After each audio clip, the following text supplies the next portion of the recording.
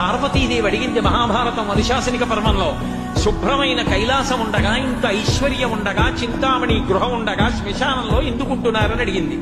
అడిగితే ఆయన చెప్పాడు, పార్వతి బతికున్న నాళ్ళు అన్ని చోట్లకి వెడతారు, ఏమీ తోచట్లేదు, శ్మశానానికి వెళ్ళొద్దామని ఎవరు రారు పార్వతి.